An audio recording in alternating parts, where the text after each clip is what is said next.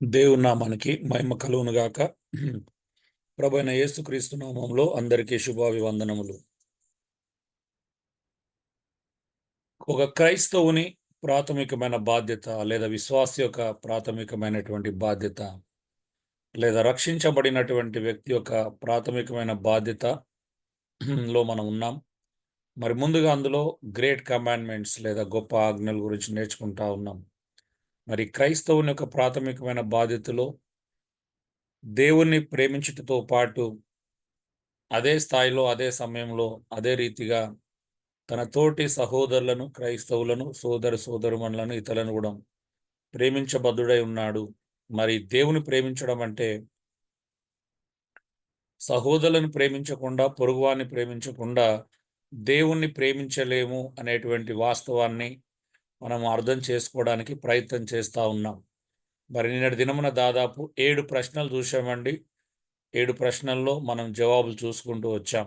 నిన్నటి దినమున మరి ధర్మశాస్త్రం ఏ ఒక ఆజ్ఞలో సంపూర్ణమైనదంటే పొరుగువానిని ప్రేమించమనేటువంటి ఆజ్ఞలో సంపూర్ణమైనదని ఇక్కడ వరకు మనం చూడడం జరిగింది.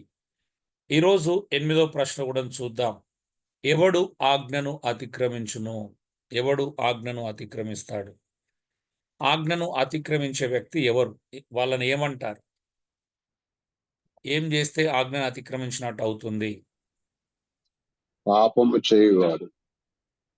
ఓకే, ఇంకా పాపం ఎవరైనా? దేవుడు చేయమన్నది చేయకపోవటం కూడా పాపమే. ఓకే, ఆజ్ఞ అతిక్రమమే పాపం అని. నేను పాపం అంటే ఏంటిదని అడగట్లేదు, మీరు అపార్థం చేసుకున్నారు. ఎవడు ఆజ్ఞను అతిక్రమించును అని అడిగాను.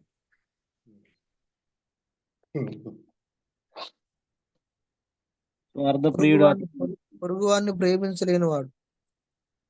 ఓకే,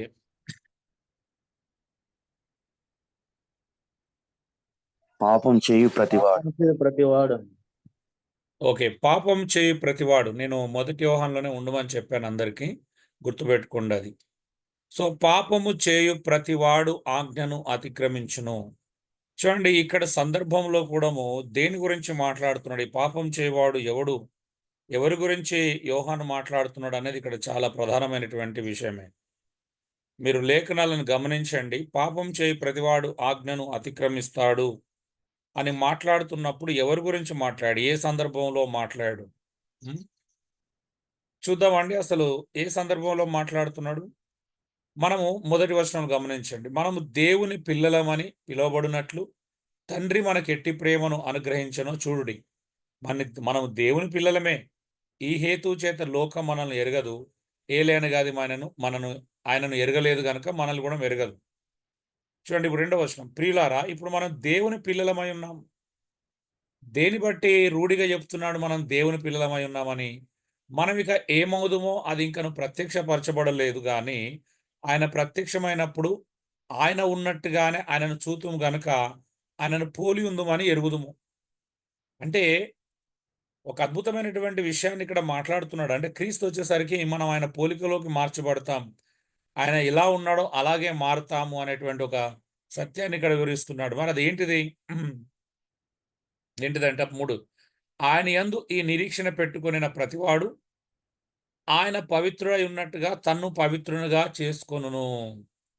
అంటే దేవుని కొరకు, యేసు ప్రభు కొరకు ఎవరైతే ఎదురు చూస్తున్నారో, ఎవరైతే నిరీక్షణ పెట్టుకొని ఉన్నారో వాళ్ళందరంట ఆయన పవిత్రుడుగా ఉన్నట్టు మనం పవిత్రుడుగా ఉంటాడంట. ఎంత అద్భుతమైన విషయం! పాపము చేయవాడు ప్రతివాడు ఆయన ఆజ్ఞను అతిక్రమించును, ఆజ్ఞాతిక్రమమే పాపం అని చెప్తున్నాడు. సో పాపములను తీసివేయటకు ఆయన ప్రత్యక్షమైనని మీకు తెలియను, ఆయన యందు పాపమేమీ లేదు. చూడండి, దీని ఇంకా డెఫినేషన్ ముందుకెళ్తుంటే అసలు ఏంటిది పాపం అనేది చెప్తున్నాడు. ఏంటిదంట? ఆయన యందు నిలిచుండు వాడెవడను పాపము చేయడు, పాపము చేయవాడెవడను ఆయనను చూడను లేదు, ఎరగను లేదు అంట. అదేంటండి? పాపం చేయవాడు ఆయన చూడను లేదు, ఎరగను లేదు. 7వ వచనం. చిన్న పిల్లలారా, ఎవనిని మిమ్మును మోసపరచనీయకుడి, ఆయన నీతిమంతుడై ఉన్నట్టు నీతిని జరిగించు ప్రతివాడును నీతిమంతుడు. చూడండి, ఇంకా డెఫినేషన్ ఏం చూస్తున్నాడు? అపవాది మొదటి నుండి పాపం చేయుచున్నాడు గనుక పాపం చేయవాడు అపవాది సంబంధి. అపవాది యొక్క క్రియలను లయపరచుటకే దేవుని కుమారుడు ప్రత్యక్షమాయను. 9వ వచనం, దేవుని మూలంగా పుట్టిన ప్రతి వానిలో ఆయన బీజం నిలిచిన కనుక వాడు పాపము చేయడు. వాడు దేవుని మూలంగా పుట్టినవాడు కనుక పాపము చేయజాలడు. దీనిని బట్టే దేవుని పిల్లలెవరో అపవాది పిల్లలెవరో తేటపడును. ఎవరంట? 10వ వచనం చాలా క్లారిటీ ఇస్తారు. నీతిని జరిగించని ప్రతివాడును తన సహోదరుని ప్రేమింపని ప్రతివాడును దేవుని సంబంధులు కారు. చూడండి, ఇదంతా ఎక్కడికి తీసుకొచ్చాడు? పాపము అనేది దేనికి సంబంధించి చెప్తున్నాడు అండి ఇక్కడ? తన ఏమండి? సహోదరుని ప్రేమించే విషయం కాడికి తీసుకొచ్చాడు. ఓకే అండి, ఇంకా ఎవరైనా?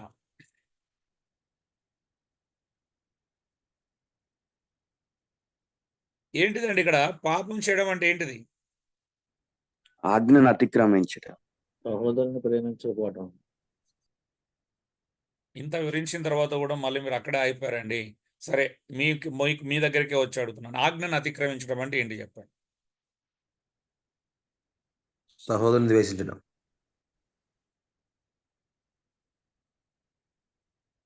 ప్రేమించకపోవడం. నీతిని అనుసరించకపోవడం. ఓకే, మీ అందరూ తెలుసా అండి ఆజ్ఞాతిక్రమ పాపం అని? ఈ మాట అక్కడ లేదు, ఆదికాండంలో లేదు. చెప్పింది ఉందా అండి? చేయకపోవటం, చెప్పిన మాట వినకపోవటమే. ఇప్పుడు 1 యోహానులో ఉంది ఆజ్ఞాతిక్రమ పాపం అని. ఏ సందర్భంలో వాడబడింది ఆజ్ఞాతిక్రమ పాపం అని?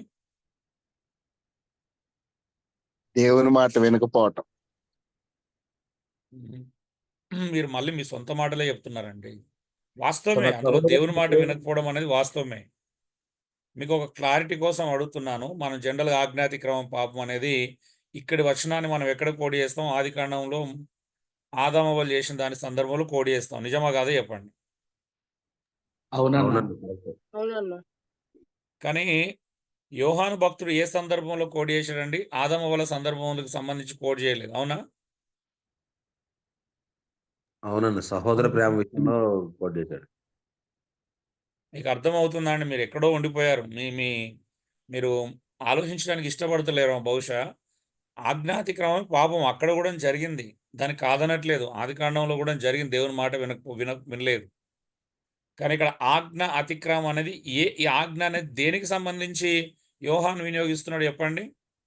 దేవుడు నీతిమంతుడు గనుక మనములో పవిత్రంగా ఉండాలని. ఆయన పవిత్రుడు గనక పవిత్రత విషయం. అయ్యా, నేను మంచిగా ఆలోచించి చెప్పండి, తొందరపడకండి. మీరు మాట్లాడితే సంతోషమే కానీ తొందరపడకుండా ఆలోచించి చెప్పండి. ఆజ్ఞాతిక్రమమే పాపం అనేది ఈ ఆజ్ఞ యోహాను వాడుతున్నప్పుడు ఏ ఆజ్ఞకు సంబంధించి వాడాడు అని అడిగాను నేను. సహోదర ప్రేమ అనే ఆజ్ఞ, ఒకరినొకరు ప్రేమించుకో. సో ఎందుకంటే కన్ఫ్యూజ్ అవుతారు? ఆ 10 వచనాలు చదివిన తర్వాత కూడా కన్ఫ్యూజ్ అవుతున్నారు. సహోదరి ప్రేమ గురించే కదండి. మీరు 2వ అధ్యాయంలో కూడా చూడండి, ఆయన మాట్లాడుతున్న సందర్భము నిన్ను వల్ల నీ పొరుగువాన్ని ప్రేమించమనే ఆజ్ఞ గురించి మాట్లాడుతున్నాడా, వేరే దాని గురించి మాట్లాడుతున్నాడా ఇక్కడ? నిన్ను వల్లే నీ పొరుగు వారిని ప్రేమించనే దాంతోటే మాట్లాడు. అవునా అండి? ఇది ఏదోం తోటలాంటి సందర్భం అయితే కాదు కదా? కాదన్నా. కాదు. ఇప్పుడు యోహాను మొత్తం వివరిస్తుంది దేనికి సంబంధించింది? సహోదర ప్రేమ గురించి. సహోదర ప్రేమకు సంబంధించింది, అవునండి. తర్వాత కయీన్ హేబేలు కూడా సహోదర ప్రేమ సందర్భంలోనే కోడీకరించాడు, అవునండి. ఆదాము వాళ్ళు తీసుకోలేదు, ఎవరిని తీసుకున్నాడు యోహాను? కయీన్ హేబేల్ని తీసుకున్నాడు. అంటే సహోదర ప్రేమకు సంబంధించిన సందర్భం ఇదంతా కూడా, అవునండి. అంటే దేవుని మూలంగా పుట్టిన వానిలో ఆయన బీజం నిలుస్తుంది కనుక వాడు పాపము చేయడు, పాపము చేయజాలడు అంటున్నాడు. ఇప్పుడు చెప్పండి, మరి మీరు పాపం చేయట్లేదు, ఎలాంటి పాపం చేయట్లేదు అంటే పాపం చేయలేకపోతున్నారా? పాపం చేయడంటే చేయజాలడంట. మరి దాన్ని ఎలా ఇంటర్ప్రిటేషన్ చేసుకుంటారు, ఎలా వివరించుకుంటారు, ఎలా అర్థవివరణ తెలుసు చెప్పుకుంటారు? ఇప్పుడు పరిశుద్ధతగా జీవించడం, నీతిని జరిగించడం, సహోదరుని ప్రేమించకపోవడం, ఈ 3 విషయాలు అక్కడ ఉన్నాయి. పాపానికి 3 ప్రధానమైనటువంటి విషయాలు అక్కడ డెఫినేషన్, అంటే 3 సందర్భాల్లో మనం చూస్తున్నాం. ఒకటి పరిశుద్ధంగా జీవించడం, రెండోది నీతిని జరిగించడం, మూడోది సహోదర ప్రేమ. ఈ మూడు కూడా ఒకదానికొకటి లింక్ అయి ఉన్న విషయాలే మళ్ళీ.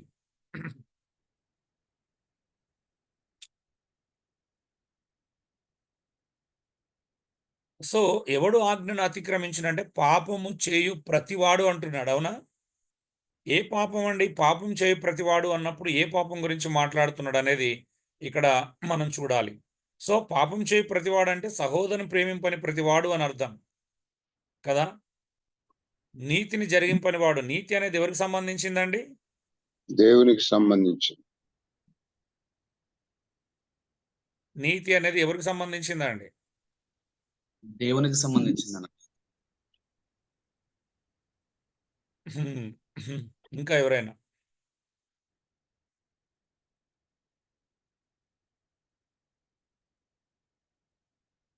మీరు ఇలా నేను పర్టికులర్గా అడిగినప్పుడు అన్ని దేవునికి సంబంధించినవి అండి, అందులో డౌట్ లేదు. కానీ ఒక పర్టికులర్గా జవాబు చెప్పడం అంటే అన్ని దేవునికి సంబంధించినవి అంటే అయిపోతుందా అండి? కరెక్టేనా అది? ప్రతిదీ దేవునికి సంబంధించిందే. పరిశుద్ధత అంటే దేవునికి సంబంధించిందే. ప్రేమ అనేది దేవునికి అన్ని దేవునికి సంబంధించినవి. కానీ అవి ఎక్కడ కనబరచాలి? సహోదరుని ప్రేమించే విషయంలో. దేవుని కనబరుస్తారు. ఇప్పుడు మీ నీతిని దేవుని చూపిస్తారా అండి? సహోదరు పొరుగువానికి.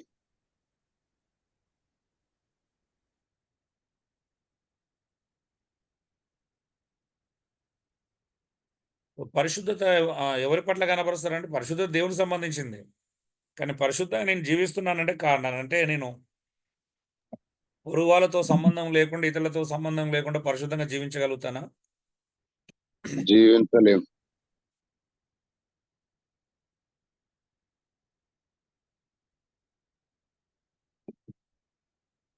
మీకు అవన్నీ మాట్లాడి అవన్నిటి ప్రేమతోనే లింక్ చేస్తున్నాడు ఫైనల్గా. మీరు కింది వచనాలు చదివితే మీరు 18వ వచనం వరకు కూడా అంత ప్రేమతోనే లింక్ చేస్తున్నాడు అదంతా కూడా. సో ప్రేమ పరిశుద్ధత అనేది ప్రేమలో ఒక భాగం. అవునా అండి? ప్రేమ పరిశుద్ధత మనం విడమర్చి చూడగలుగుతామా అంటే? ప్రేమ ఉన్నాడు పాపం చేయలేడు, పాపం చేసేవాడు ఖచ్చితంగా పాపం చేయలేడు పరిశుద్ధంగా అంటే ప్రేమను కూడా కలిగి ఉంటాడు. ఇవి రెండు ఒకదానికొకటి చాలా అద్భుతమైనటువంటి విషయాలు. మనం ఇండివిజువల్ చూసినప్పుడు ప్రేమ వేరు, పరిశుద్ధత వేరుగా కనిపిస్తూ ఉంది. కానీ నేను ప్రభుని ప్రేమిస్తే పాపం కూడా చేయలేను. అవునా అండి? అవును. సో పాపం చేయు ప్రతివాడు ఆజ్ఞను అతిక్రమిస్తాడు అనే విషయాన్ని మనం ఇక్కడ చూస్తున్నాం. 9వ ప్రశ్న, ఎవడు అబద్ధికుడు? అబద్ధికుడు అని ఎవరిని అంటారు బైబిల్లో? ఎవరిని అబద్ధికుడు అని చెప్పాలా? అబద్ధికుడు అంటే కేవలం అబద్ధాలు ఆడేవాడేనా? అబద్ధికుడు అంటే ఎవరు? ఆజ్ఞను గైకొనని వాడు. సహోదరుని ప్రేమించిన వాడు. సహోదరుని ప్రేమింపని వాడు. ఓకే.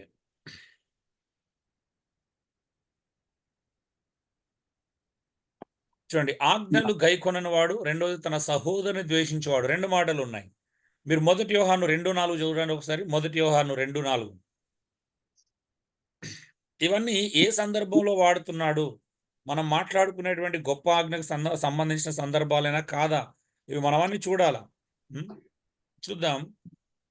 1వ వచనం నుంచి గమనించండి ఒకసారి. నా చిన్న పిల్లలారా, మీరు పాపము చేయకున్నటకై ఈ సంగతులను మీకు రాయిచున్నాను. ఎవడైనా పాపం చేసిన యెడల, మంచిగా వినండి, ఏమన్నాడు? నా చిన్న పిల్లలారా, మీరు పాపం చేయకుండాకై ఈ సంగతులు మీకు రాయిచున్నాను. ఎవడైనాను పాపం చేసినాడని నీతివంతుడైన యేసుక్రీస్తు అని ఉత్తరవాది తండ్రి యొద్ద అనుకున్నాడు. అంటే చూడండి, ఇక్కడ రాస్తుంది. ఎందుకు రాస్తున్నాడు అంటే యోహాను పాపం చేయకుండానికి రాస్తున్నాడు. ఒకవేళ పాపం చేసినట్లయితే నీతిమంతుడైన యేసుక్రీస్తు అని ఉత్తరవాది తండ్రి యొద్ద అనుకున్నాడు. అంటే మన పాపములకు ఉత్తరవాదిగా యేసుక్రీస్తున్నాడు. ఎందుకంటే ఆయనే మన పాపములకు శాంతికరమై ఉన్నాడు. మన పాపములకు మాత్రమే కాదు, సర్వలోకములకు శాంతికరమై ఉన్నాడు. 3వ వచనం, మరియు మనం ఆయన ఆజ్ఞలను గైకొనిన ఎడల దీని వలనే ఆయనను ఎరిగి ఉన్నామని తెలుసుకుందాము. చూడండి, ఇక్కడ ఆయన ఆజ్ఞలను గైకొనిన ఎడల, ఆయన ఆజ్ఞలను గైకొనిన ఎడల దీనిని బట్టేనంటే ఆయనను ఎరిగి ఉన్నామని తెలుసుకుందాము. 4వ వచనం, ఆయనను ఎరిగి ఉన్నామని చెప్పుకొనుచు ఆయన ఆజ్ఞలను గైకొనిన వాడు అబద్ధికుడు, వానిలో సత్యము ఉండదు. ఆయన వాక్యము ఎవడు గైకొనునో వానిలో దేవుని ప్రేమ నిజముగా పరిపూర్ణమాయను. ఆయనను నిలిచున్నవాడని చెప్పుకున్నవాడు ఆయన ఎలాగూ నడుచుకున్న అలాగే తానును నడుచుకున్న బద్ధుడై ఉన్నాడు. మనం ఆయన మందున్నామని దీని వలన తెలుసుకుంటాము. ప్రియులారా, మొదట నుండి మీకున్న పూర్వపు ఆజ్ఞనే గాని క్రొత్త ఆజ్ఞను మీకు రాయట లేదు. ఈ పూర్వపు ఆజ్ఞ మీరు వినిన వాక్యమే. ఏంటిదంట అది? అవన్నీ చూడండి. 10వ వచనంకి వస్తే మీకు అర్థమవుతుంది క్లారిటీగా. తన సహోదరుని ప్రేమింపని వాడు వెలుగులో ఉన్నవాడు, అతని యందు అభ్యంతర కారణం లేదు. ఒకటే ఆజ్ఞ అండి. పాత నిబంధన కాలం నుండి అపోస్తులు గుర్తు చేసిన ఆజ్ఞలు ఎన్నండి? హలో, ఒకటే అన్నా. ఏం ఆజ్ఞనండి? అక్కడ వాక్యం అని చెప్పినా ఏం చెప్పినా ఒకటే. ఏంటిదండి అది? సహోదరుని ప్రేమించడం కదా. చూడండి, ఇక్కడ ఏ సందర్భంలో వాడుతున్నాడు? ఒకటే ఆజ్ఞ. పూర్వపాజ్ఞని మీకు కృతాజ్ఞ ఏమివ్వట్లేదు, అంత ఒకటే. పూర్వపాజ్ఞని వీళ్ళు పదే పదే గుర్తు చేశారండి. ప్రతి పత్రికలో కనిపిస్తుందండి మీకు ఆల్మోస్ట్ అలా. పూర్వపు ఆజ్ఞనే, సహోదరులను ప్రేమించమనేటువంటి ఆజ్ఞనే. ఎందుకండి దీన్ని ఇంతగా నొక్కి చెప్పారు? ఎప్పుడన్నా ఆలోచించారా? అంటే మనకి ఇలాంటి నిజంగానే ఏమంటారు, నిజంగా మనం వంట పట్టించుకోం. ఎక్కడో ఒక చిన్న మాట ఉంటే దాన్ని బాగా సీరియస్గా తీసుకుంటామండి. ఇప్పుడు మనకు అమావాస్య ప్రార్థన చేయాలని ఉంది. సంబంధం లేకపోయినా బైబిల్లో అమావాస్య పదం ఒకటి ఉంటే చాలు మనకు, అవునా? దాన్ని మనం బలపరుచుకుంటాం మనం చేసే కార్యాన్ని. నిజమా కాదా అండి? హలో, అవునన్నా, అవునవును. నిజమే అన్న. మనకు 100 సార్లు నొక్కి చెప్పినవి మనం వంట పట్టించుకోం. ఒక్కసారి ఎక్కడో చిన్న మాట ఉంటే అది కూడా సందర్భం ఉండదాడ. ఆడేం ప్రార్థనకు సంబంధించిన సందర్భం ఉండదు, అవునా అండి? అవునన్నా, విశ్రాంతి అనే పదాన్ని కూడా బాగా వాడేస్తాం.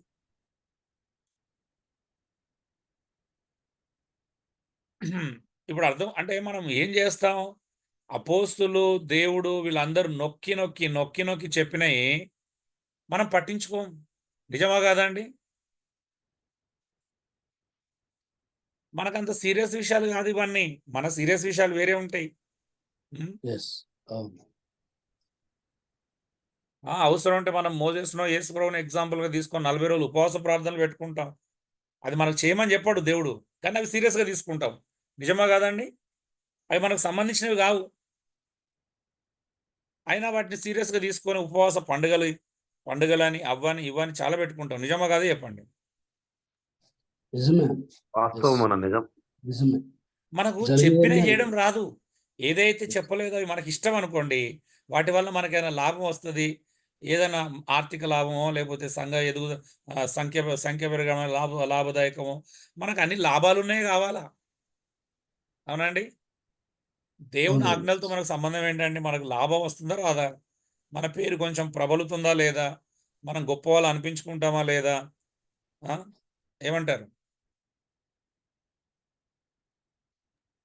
అలాగే ఉన్నాయండి ప్రస్తుతం. మరి ఇంత నొక్కి చెప్తున్న బైబిల్ సారాంశం అంతా పక్కన పెట్టేస్తామేందండి? సహోదరులను ప్రేమింపవాడు, ఆజ్ఞలు గైకొన్నవాడు, సహోదరుని ద్వేషించేవాడు. ఇంకా చూడండి, యోహాను 4:20 ఏమన్నాడు? తన సహోదరుని ద్వేషించేవాడంట. చదువుతారా ఒకసారి? ఎవడైనను నేను దేవుణ్ణి ప్రేమించుతున్నానని చెప్పి తన సహోదరుని ద్వేషించిన ఎడల అతడు అబద్ధికుడగును. ఏంటిదంట? చాలండి. ఎవడైనను సహోదరుని దేవుని ప్రేమిస్తున్నానని చెప్పి తన సహోదరుని ద్వేషించిన ఎడల అతడు అబద్ధికుడంట. అబద్ధికులు ఎవరు?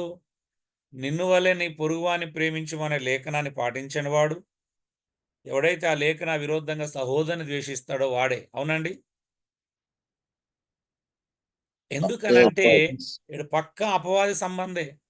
ఎందుకంటే అపవాది ఏం చేయలేడండి? ప్రేమించలేడు. అవునండి? అపవాదికున్న గుణం ఏంటంటే సహోదరులను ప్రేమించాడు, వాడు ప్రేమించనివాడు. నిజమా కాదా చెప్పండి?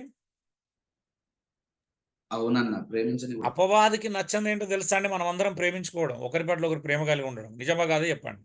అందుకే వాడు ఏం చేస్తాడు? సహోదరుల మధ్యలో విద్వేషాన్ని రెచ్చగొడతాడు. ఏదో రకంగా కోపాన్ని, ద్వేషాన్ని పుట్టించడానికి ప్రయత్నం చేస్తాడు.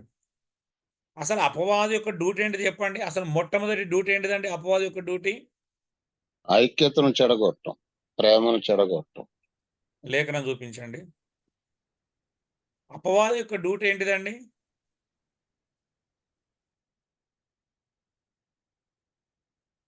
వాని డ్యూటీ ఏంటంటే సహోదరుల మీద నింద మోపడం. అవునా అండి? హలో, అవును.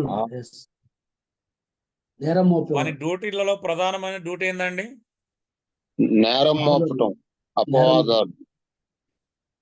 సహోదరుల మీద నేరం మోపడం, నింద మోపడం. అవునా అండి? అవును. అందుకే మన గురించి ఎవరన్నా మనం కూడా నెగిటివ్ గా మాట్లాడుకుంటాం. నిజమే, అతడు ఒకవేళ వాక్యానుసారంగా జయించలేదంటే వదిలేయాల. కానీ ద్వేషించమని బైబిల్ ఎక్కడ కూడా చెప్పట్లేదు. అవునా? చూడండి, సహోదరులను ద్వేషించడం అనేది అతి భయంకరమైన పాపం. ఈవెన్ బైబిల్ ఏం చెప్తుందంటే, ఈవెన్ వాక్య విరుద్ధంగా పాపం చేసినప్పటికీ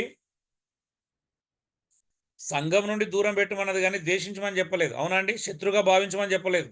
చెప్పిందండి బైబిల్ ఎక్కడైనా? చెప్పలేదన్న.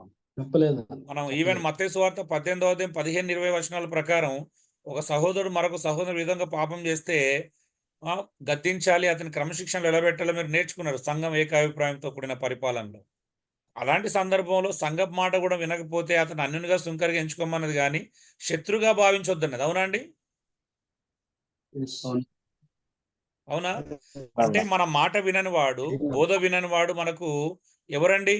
అన్యుడు సుంకర అవుతాడు తప్పించి శత్రుగాడు. శత్రుగా భావించొద్దు అన్నాడు. అవునండి? శత్రుగా భావిస్తే ద్వేషించాల్సి వస్తుంది. నిజమా కాదండి? నిజమే. ఇప్పుడు పాపం చేస్తున్న సహోదరి సహోదరులను, సేవకులను మనం ఎలా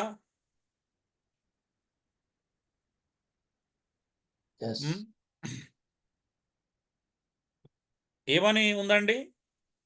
అంటే వాళ్ళను మనం అన్యులుగా ఎంచుకోవచ్చు. ఇప్పుడు అబద్ధం అంటే సంఘాన్ని పాడు చేస్తున్న వాళ్ళను, లేకపోతే వ్యాపారం చేస్తున్న వాళ్ళు మనకు శత్రువులు కాదు.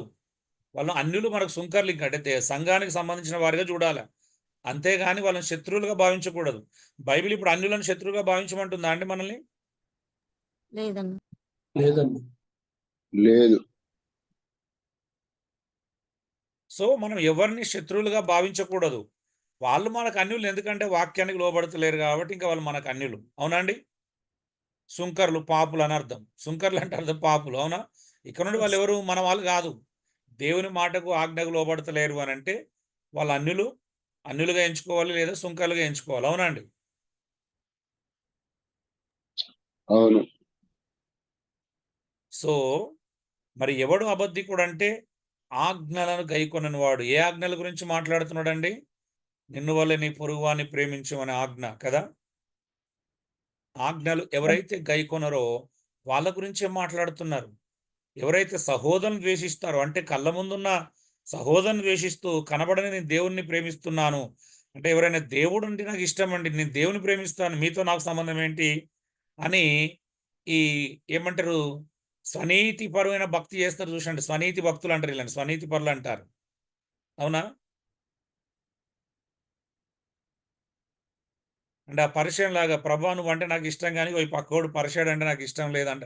అంటే ఎవరు సుంకర్ అంటే నాకు ఇష్టం లేదు. ఏమంటారండి? అలాగే ఉన్నారండి ఈరోజు క్రైస్తవమైన మనం. క్రైస్తవులు అన్ని రకాలుగా ఉన్నారు. అంటే మా కులపోడే ఇష్టం ప్రభా, నిన్ను ప్రేమిస్తాను కానీ ఇంకో మాకంటే తక్కువ కులం అని మేము ప్రేమించము, మా పిల్లలు వాళ్ళకి ఇయ్యము, వాళ్ళ పిల్లలు మేము చేసుకోము. ఏమంటారు? ఇది మంచి ప్రేమనా కదా? కాదు. అంటే కులాన్ని బట్టి కూడా మనం ప్రేమించకూడదా, ప్రేమించాలని నిర్ణయం తీసుకోవచ్చు. ఏమంటారండి? క్రైస్తవుని ఇష్టం కదా అండి. కులాన్ని బట్టో, ప్రాంతాన్ని బట్టో, లేకపోతే ఏమంటారు, ఆస్తి అంతస్తుని బట్టో, హోదాను బట్టో. ఇప్పుడు మీరు కొంతమంది సేవకులు అంటే మీకు అభిమానం ఎందుకు? కొంతమంది అంటే అభిమానం లేదు ఎందుకు? మా కుల పాస్టర్ ఆయన. కులపోడు అయి ఉండొచ్చు, లేకపోతే మీకు అడిగినప్పుడు డబ్బులు ఒక లావాదేవీలు ఉండొచ్చు. అవునా? అడిగినప్పుడు వాళ్ళ డబ్బులు ఇవ్వచ్చు. లేకపోతే ఇంకేదైనా కారణం ఉండి ఉంటుంది. ఎందుకు ప్రేమిస్తున్నారు మీరు? అంత ఇష్టం ఎందుకు ఆ వ్యక్తి అంటే? అంటే మీకు సత్యం చెప్పిండానా? లేకపోతే ఇంకేదైనా మంచి నేర్పిస్తున్నాడానా? ఏదో అయి ఉంటది. కులపోడయో లేకపోతే ఇంకేదైనా కారణం ఉండాలి. అవునా అండి? మాట్లాడరేంటండి? అవును అవును అవును. కారణాలు ఎక్కువ ఉంటాయి. మా పొరపోడు మా అవసరాలు తీర్చుడు. మరి అందరిని ఎందుకు ప్రేమించలేకపోతున్నాం? ఉం? సహోదరుని ద్వేషించడం అంటే అబద్ధం. మన అబద్ధికులం ఇంకా చెప్పాలంటే. ఉం?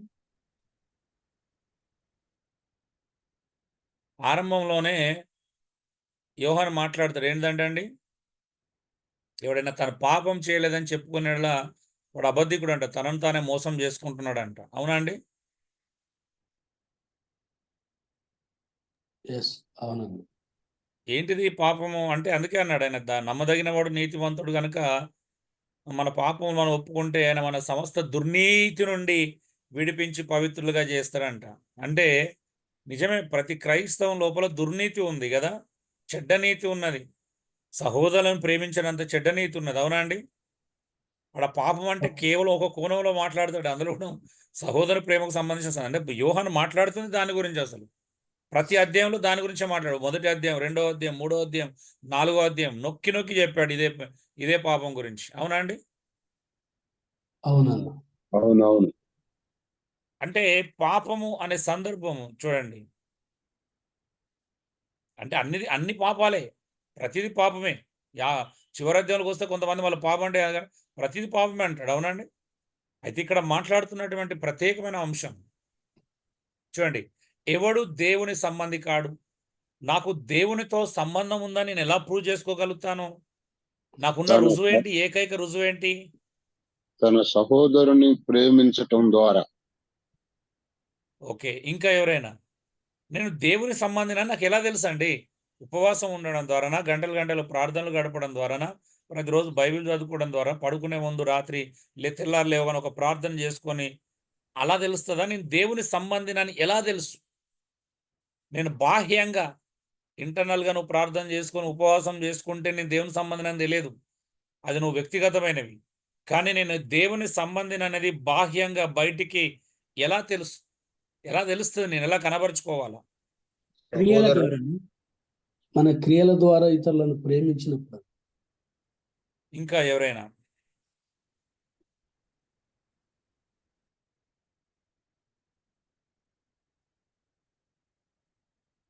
చూడండి లేఖనాలు, మొదటి యోహాను 3:10 చూడండి, ఇంతకుముందు చదువుకున్నాం.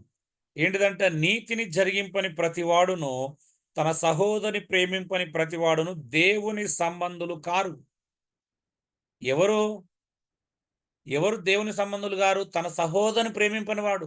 నాకున్న క్లారిటీ ఏంటి అంటే, నేను దేవుని సంబంధినా కాదా అని ఎక్కడ చూసుకోవాలి?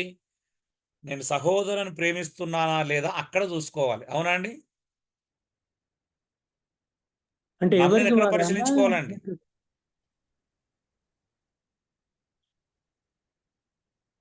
నేను దేవుని ప్రేమిస్తున్నాను అనేది నేను ఎక్కడ చూపించుకోవాలి చెప్పండి? నాకు దేవునితో సహోదరుడు సంబంధం ఉంది అనేది దేని వల్ల నేను కనబరుచుకోవాలి? దేని ద్వారా నాకు రుజువు దొరుకుతుంది సహోదరుని ప్రేమిస్తున్నామా లేదా అన్న దాన్ని బట్టి.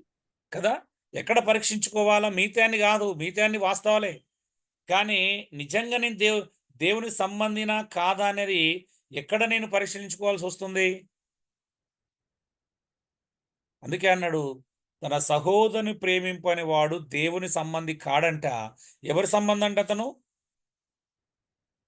దుష్టుని సంబంధం. అపవాది సంబంధం. క్లియర్గా మెన్షన్ చేశాడు యోహాను. ఎవరంట అండి?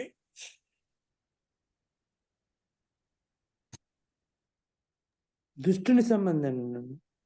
అపవాది సంబంధి కదా, దుష్టుని సంబంధి. అంటే సహోదరుని ప్రేమింపని వాడు దేవుని సంబంధి కాడు, వాడు అపవాది సంబంధి. నువ్వు గల్లెగరేసుకోవచ్చు, నేను క్రైస్తవుని గొప్పగా అని ఫీల్ కావచ్చు, కానీ నువ్వు సహోదరుని ప్రేమించట్లేదంటే నువ్వు దేవుని సంబంధివి కాదు, అపవాది సంబంధివి. కింద ఎగ్జాంపుల్ కూడా వాడతాడు. కయీన్ అంటే దుష్టిని సంబంధి కాబట్టి తన సహోదరుడైనటువంటి హేబెల్ని చంపాడంట. అవునా అండి? ఇప్పుడు చెప్పండి, క్రైస్తవులను తోటి సహోదరి సహోదరులను ద్వేషించువాడు దేవుని సంబంధ్యా లేకపోతే దుష్టుని సంబంధ? మీరే చెప్పండి. అపవాది సంబంధం.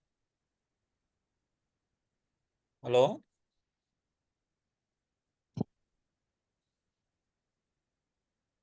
మాట్లాడరేంటండి? ఆ ప్రశ్న ఏంటన్నా మళ్ళీ ఒకసారి? చూడండి, సహోదరిని ప్రేమింపని వాడు అంటే ఎవడంటే అపవాది సంబంధి. మనం కయీను వంటి వారమై ఉండరాదు. కయీను తన సొంత తమ్ముని చంపాడు. ఇప్పుడు చెప్పండి, మీరు సహోదరుని ద్వేషిస్తున్నారు అంటే అపవాది సంబంధులు అవుతారా, దేవుని సంబంధులు అవుతారా? అపవాది సంబంధులు. వారి సంబంధం అవుతాం. ఇప్పుడు చెప్పండి, మీరు ధైర్యంగా గుండెల మీద చేతులు వేసుకొని మీరు ఎవరిని ద్వేషించట్లేదా అండి? మీకు అసలు ద్వేషం అంటే తెలియదా? నేను ఎవరిని ద్వేషిస్తున్నారా లేదా? ద్వేషించట్లేదు.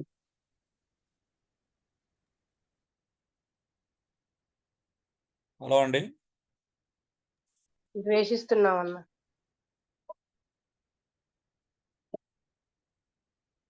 వెతకండి మీ బంధువుల్లోనూ స్నేహితులను, కొన్ని పేర్లు చెప్తే మీకు పడదు.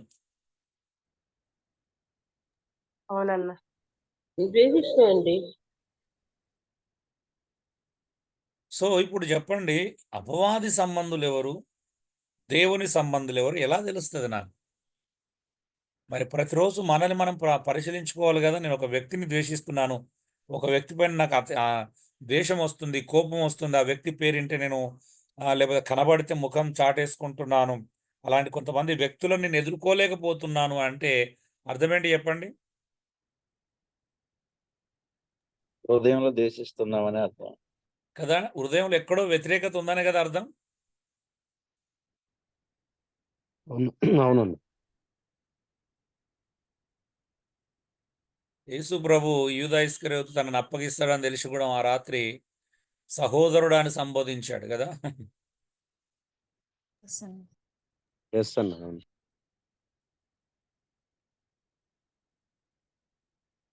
సో మరి ఈరోజు మన క్రైస్తవం ఎటువైపు తీసుకెళ్తున్నామండి? ఏం బోధలు చేస్తున్నాం సంఘానికి? నాకు ఇప్పటికీ అర్థం కాదు. ఒక ప్రసంగం వింటే నిజంగా ఏదైనా ఉపయోగకరంగా ఉందంటే ఈరోజు అన్ని ప్రసంగాలే, బోధ లేదు సంఘంలో. అవునా అండి? ఏం చెప్పండి, మీరు ఎంతమంది బోధిస్తున్నారు సంఘాలకి? మీరు ప్రసంగాలు చేస్తారో బోధిస్తున్నారా? అన్న. ఇప్పుడు బోధిస్తున్నాం అన్న. ఇంతకుముందు ప్రసంగాలు చేసినాం కానీ. ఎంతమంది మార్చుకున్నారండి? ప్రసంగాల నుండి బోధకు ఎంతమంది వచ్చారు? ఎంతమంది మారారు? మేము కూడా బోధిస్తున్నాం అన్న. మార్చుకుంటున్నాం అన్న, మార్చుకుంటూ బోధిస్తున్నాం అన్న. ఏమో ఒకసారి నన్ను పిలవండి, చూస్తాను. నన్ను కూడా మీరు ఇన్వైట్ చేయండి. లేకపోతే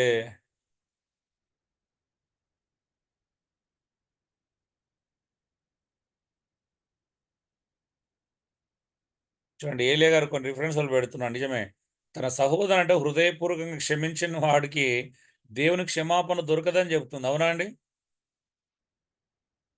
అవును.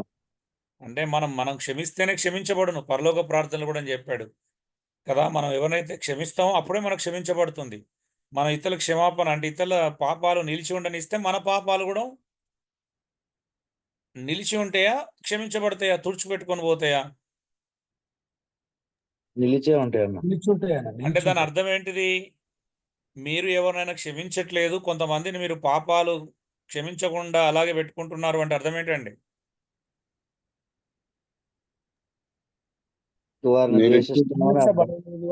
క్షమించబడట్లేదు అని అర్థం. అంటే మీ పాపాలు పెంచుకుంటున్నారని అర్థం. అవునా అండి? అవునా?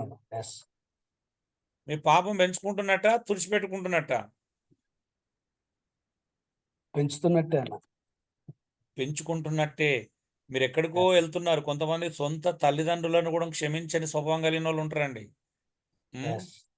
వాళ్ళంటే పడదు కొంతమందికి. ఎందుకంటే చిన్నప్పటి నుండి కొంతమందికి రిలేషన్స్ సరిగా ఉండకపోవడం ఇవన్నీ ఉంటాయి. అలా ఉండి కూడా సేవ చేస్తున్న వాళ్ళు ఉన్నారు ఇప్పుడు. అవునా? సొంత అమ్మ నాన్ననో, అక్కనో, తమ్ముడో, అన్నో, చెల్లో కొంతమంది ఇంటి ఫస్ట్ కుటుంబ సభ్యులనే ప్రేమించారు. నిజమా? అవును. 100% వాళ్ళంటే పడదు, వాళ్ళతో ప్రేమగా మాట్లాడారు, పలకరించారు. నిజమా కాదా అండి? ఎస్ అవును. అంటే మీరు ఏమనుకుంటున్నారు? నేను ద్వేషించట్లేదు అంటే మరి ప్రేమిస్తున్నారా? అంటే నేను ద్వేషించట్లేదంటే మీరు ద్వేషించట్లేదు అన్నారు. మరి ప్రేమిస్తున్నారా? వాళ్ళు ఎదురుగా నిలబడుతున్నారా? వాళ్ళతో ప్రేమగా పలకరిస్తున్నారా? పోనీ ప్రతి ఒక్కరిని అలాగే పలకరిస్తున్నారు మీకు తెలిసిన వాళ్ళని, కుటుంబ సభ్యులను, సంఘంలోని వారిని?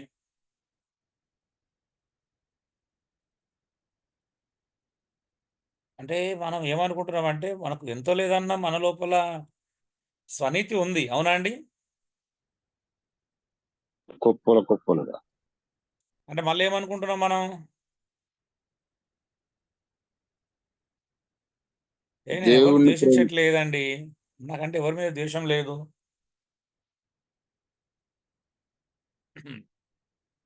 మీకు కొన్నిటికి డెఫినేషన్ తెలియదండి. ఏంటో తెలుసా? ఇప్పుడు ఎగ్జాంపుల్, నువ్వు ఎవరిని ద్వేషించట్లేదంటే అందరిని ప్రేమిస్తున్నావు అని అర్థం కాదు కదండి. వాళ్ళని హలో, పరామర్శించారు. నేనేం అడిగినా? మీరు ఎవరిని ద్వేషించట్లేదు అంటే అందరిని ప్రేమిస్తున్నట్టు అర్థం కాదు కదా. కాదన్న అవునన్న అలాగే. రెండు వేరు వేరు. అవునా అండి? నువ్వు అవునన్న వేరే ద్వేషించట్లేదంటే ప్రేమిస్తున్నావు అని అర్థం కాదు. ప్రేమిస్తేనే ప్రేమిస్తున్నావు అని అర్థం. ఇప్పుడు బైబిల్ ఏమని చెప్తుంది? తన సహోదరిని ప్రేమింపని ప్రతివాడు దేవుని సంబంధిగాడు అంటున్నది. అవునా? ఎస్ మనమేమనుకుంటున్నాం? ఎవరిని ద్వేషించట్లేదు అనుకుంటున్నావు నువ్వు. నువ్వు ద్వేషించట్లేదు అలా అని చెప్పి ప్రేమించడం కూడా లేదు కదా. ప్రేమిస్తేనే ప్రేమించినట్టు అవుతుంది. అవునా? అంతే అంతే అన్న అంతే. అంతే.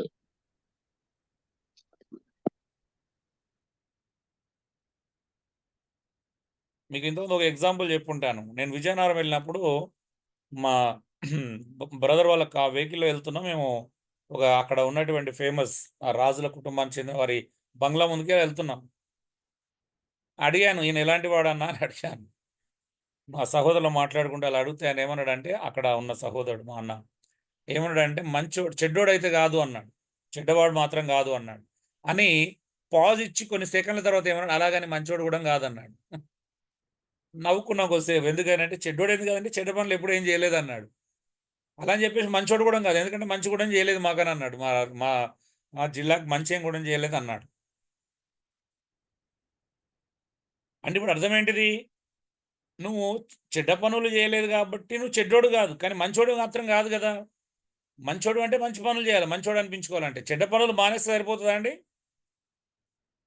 మంచి పనులు కూడా చేయాలి.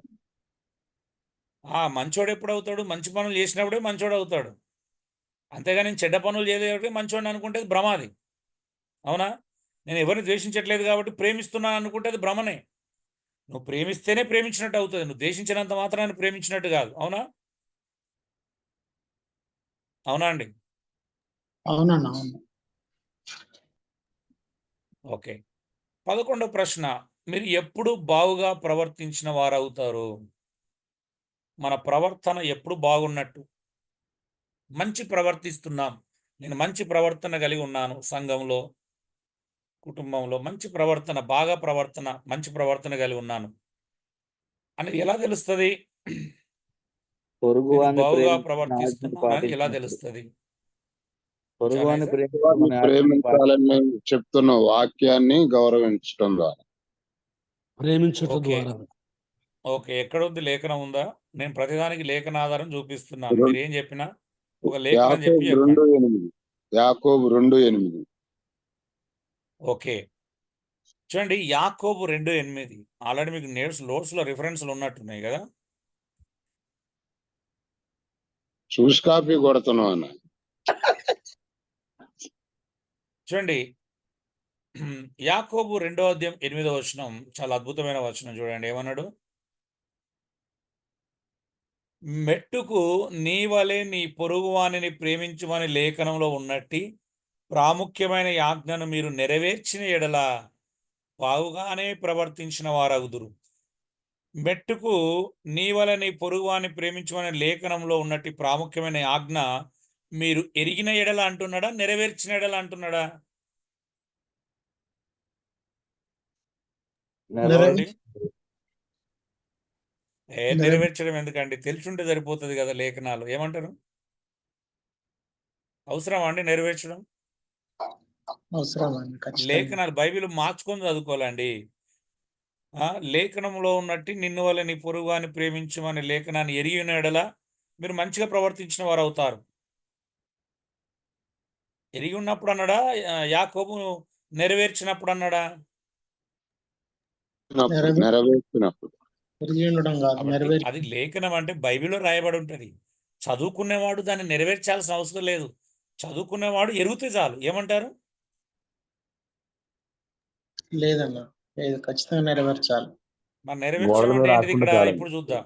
దీని సందర్భం 2 విషయాలు చూద్దాం. ముందు తర్వాతది. ఏంటిది? నా సహోదరులారా, మొదటి వచనం చాలు. మహిమా స్వరూపియగు మన ప్రభువైన యేసుక్రీస్తును గురించిన విశ్వాస విషయంలో మోమాటము లేని వారుగా ఉండండి. అంటే మోమాటం గలవారై ఉండకుడి.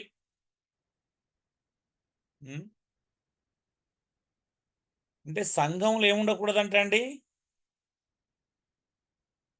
మొహమాటం ఉండకూడదంట. ఏంటిది ఇంతకు మొహమాటము?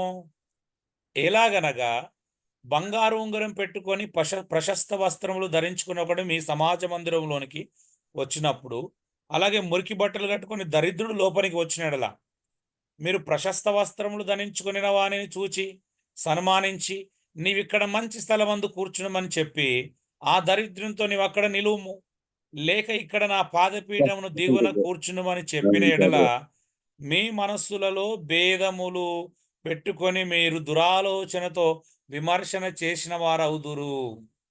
అవునా అండి? అవును. ఇప్పుడు ఈ ప్రాబ్లం మనకు ఉందా లేదా చెప్పండి సంఘాల్లో? ఇప్పుడు మనం అనుకుంటున్నాం మంచి మేము సహోదరం బాగా ప్రేమిస్తున్నాం అనుకున్న వాళ్ళందరూ ఇప్పుడు మాట్లాడాలా? మనకి ఈ ప్రాబ్లం ఉందా? బీదవారిని ఒక రకంగా, ధనవంతులను ఒక రకంగా చూసే చెడ్డ లక్షణం మనకుందా లేదా? మొహమాటం, పార్షియాలిటీ అంటారు. పక్షపాత ధోరణి ఉందా? సంఘంలో కాస్త జాబ్ చేసే వాళ్ళైతే వాళ్ళని కొంచెం ప్రత్యేకంగా చూస్తారు.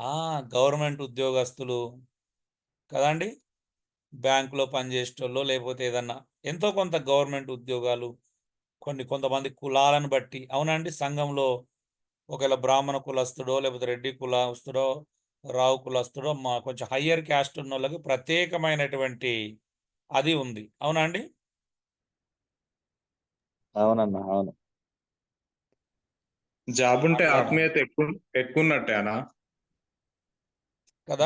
పార్షియాలిటీ ఉంటే అబ్బా వాళ్ళని ప్రత్యేకంగా గౌరవించడం, ప్రత్యేకంగా అది చేయడం ఎంత గొప్పదండి అది. మరి మా అప్పులు మంచి తీసుకుని కుర్చీలు వేయాలి వాళ్ళే పెట్టాలి కదా. కదా. నార్మల్ పీపుల్ వస్తేనేమో ప్లాస్టిక్ గ్లాసులలో మంచినీళ్ళు ఇస్తారు. అలాంటి వాళ్ళు వస్తే మంచి మంచి కప్పులల్లా ఏమంటారు, గాజు గ్లాసులలో. ఈ బుద్ధి ఎంతమందికి నిజంగా చెప్పండి? ఈ బుద్ధి ఉందా లేదా? ఒక్కొక్కరిని ఒక్కో రకంగా ట్రీట్ చేసే బుద్ధి ఉందన్నా. ఇప్పుడు మీరు సేవ చేసే వాళ్ళని కూడా ఇలాగే చూస్తారు. సోకాళ్ళు సేవకులు అంటే మీరు ఎక్కడ లేని గౌరవాన్ని, మర్యాదను చూపిస్తారు. 2 చేతులు కొట్టుకొని అయ్యా అయ్యా అయ్యా అయ్యా అంటే అయ్య కాకే దిగరు. అవునా? పాపం అదే పేద పాస్టర్ అయింది అనుకోండి, అట్లుంటుందా అండి? ఉండదన్న. పాస్టర్ గారు చూడరా కొంచెం నీళ్ళు ఇవ్వరా అంటారు, వేరే వాళ్ళు పక్క వాళ్ళు చెప్తారు. సంఘాలలో కానీ మన పబ్లిక్ మీటింగ్స్ అంటే నాకు ఎందుకు పడదు తెలుసా అండి? పబ్లిక్ మీటింగ్లో కూడా అసలు ఈ పద్ధతి మానాలి. సేవకులకు ప్రత్యేకమైన ఒక సైడ్ కుర్చీలు వేసి కూర్చోబెట్టడం. అవునా అండి? దాంట్లో కొంతమంది మనసు విరగడం, మళ్ళీ అందులో కొంతమంది స్టేజ్ ఎక్కిస్తారు, కొంతమందిని ఎక్కారు అనుకోండి, ఉంటాయి ప్రాబ్లమ్స్. అవునా కదండి? మనం ఏదో కొంత ద్వేషానికి, అసూయకి, వ్యతిరేకతలకు కారణం అవుతున్నామా లేదా చెప్పండి? అవుతున్నాం. మాట్లాడండి దయచేసి. అవుతున్నామా లేదా? అవుతున్నాం. అసూయ పుట్టిస్తున్నామా లేదా? ఒక వ్యక్తిని కూర్చున్నట్టు మన లోపల కూడా అసూయ పుట్టి అబ్బా నేను కూడా అలా ఆ స్థాయికి రావాలనేటువంటి తత్వం పెరుగుతుందా లేదా కొంతమంది లోపల? పెరుగుతుంది. సరే, ఇక్కడ సంఘములో బీదవారిని నిర్లక్ష్యం చేసే దుస్థితి అండి. నేను రక్షించబడిన తొలి దినాల్లో నేను వెళ్ళిన స్థానిక సంఘంలో కూడా ఈ ప్రాబ్లం చూశాను. మావాడు ఏం చేసేవాడంటే పాపం ఊర్ల నుండి అండి ఒక 15-20 కిలోమీటర్ల దూరం నుండి సంఘానికి వచ్చేవాళ్ళు బీదవాళ్ళు. ఉదయం మార్నింగ్ లోకల్ బస్కి వచ్చేవాళ్ళు. ఒక లోకల్ బస్ తిరుగుతుండేది. ఆ లోకల్ బస్కి పాపం ఉదయం 9 లోపే వచ్చేవాళ్ళు. ఉం?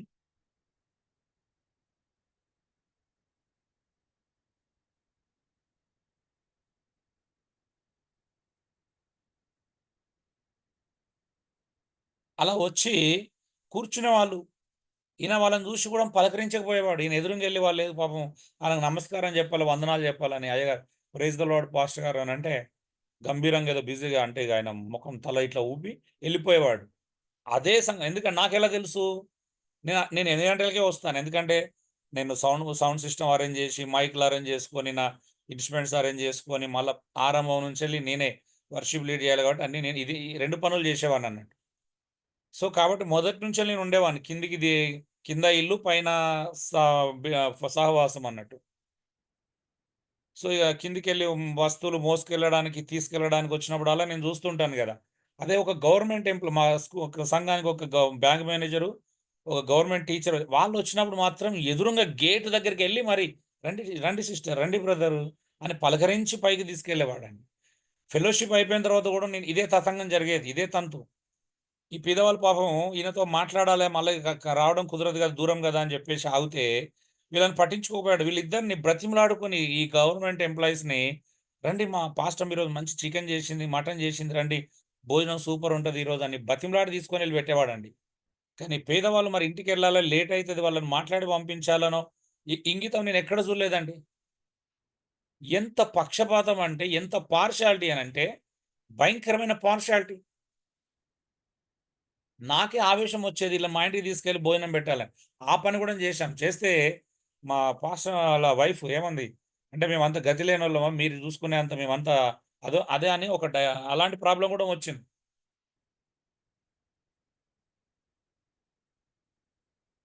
అంటే ఎలా ఉండేది వీళ్ళని చూస్తేనేమో జాలేస్తుంది. ఎందుకంటే అందరికంటే ముందొచ్చి అందరికంటే చివరికి వెళ్ళేది నేనే కాబట్టి ఇలా టైం వరకు ఉంటే పాపం వాళ్ళ ముఖాలు చూస్తే చాలా కోపం వచ్చి బాధ వచ్చేది. మళ్ళీ అలాంటి వార్లకి ఎప్పుడు విజిటింగ్కి వెళ్ళాడు. మళ్ళీ నేను వారం మధ్యలో నేనే వెళ్ళాలి అలాంటి ప్రదేశాలకి. మేమే వెళ్ళేది. నేను ఎవరైనా తీసుకునే సంఘంలో యూత్ని తీసుకొని అలాంటి వాళ్ళని విజిటింగ్ చేసి వచ్చేది. ఈయనేమో ఆ బ్యాంక్ మేనేజర్ల ఇంటికి, ఈ టీచర్ల ఇంటికి ఎప్పుడు వెళ్తాడో తెలియదు. మరి విచిత్రం అనిపించేది. మళ్ళీ కరెక్ట్ ఎప్పుడు వెళ్తాడు? 1st తారీఖు వెళ్తాడా అండి. ఎంత ప్రేమ అండి! నిజమే కదా, ప్రేమలా కాదా?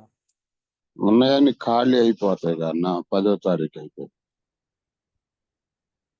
నిజంగా చెప్పండి, మీరు విజిటింగ్లు ఎందుకు చేస్తారండి? ఎవరిని విజిటింగ్ చేస్తారు, ఎందుకు చేస్తారు? ఈ 2 ప్రశ్నలు బాగా గుర్తుపెట్టుకోండి.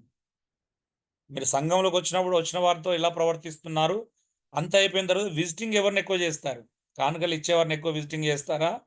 బీద వాళ్ళని కూడా అందులో కలుపుకొని అందరినీ సమానంగా చూసి విజిటింగ్ ఎక్కువ చేస్తారు? నిజంగా చెప్పండి అండి. గుండెలో మీకు తెలుసు మీరు ఎవరేం చేస్తున్నారో అందరూ తెలుసు. ఇక్కడ తప్పించుకోవడానికి ఏం లేదు. ఇక్కడ మన కొంచెం డబ్బులు ఉన్నోళ్ళు అయితే మన సంఘానికి సంబంధం లేని వాళ్ళని కూడా విజిటింగ్ చేస్తారు. అవునా అండి?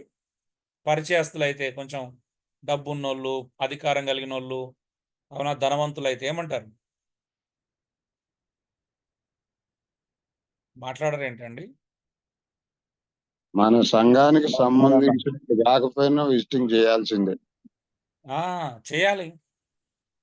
ఎందుకంటే మనకి ఎక్కడెక్కడ లాభదాయక ఉంటుందో, ఎక్కడెక్కడ మేలు కలిగించేది ఉంటుందో అక్కడ విజిటింగులు చేయాలి. ఏమంటారండి? సిగ్గుపడాలండి. మనల్ని మనం చూసుకొని సిగ్గుపడాలి. అద్దం దగ్గరికి పోయి మన ముఖాలు చూసుకుంటూ మనల్ని మనం చూసుకొని సిగ్గుపడాలి. ఎవరు మనల్ని విమర్శించకముందే, ఎవరు మనల్ని పాయింట్అవుట్ చేయకముందే, ఎవరు మనల్ని ప్రశ్నించకముందే మనల్ని మనం చూసుకొని సిగ్గుపడాలి. అవకాశం ఇవ్వకూడదు. నాకైతే నేనంటే ఎవరికి అవకాశం నన్ను నేను విమర్శించుకుంటాను ప్రతిరోజు. అందుకే ఎవరికో మనం అవకాశం ఇవ్వాల్సిన అవసరం లేదు. సంఘంలో ఎలా చూస్తున్నాం? పేదవారిని ఒక రకంగా, ధనవంతులను ఒక రకంగా.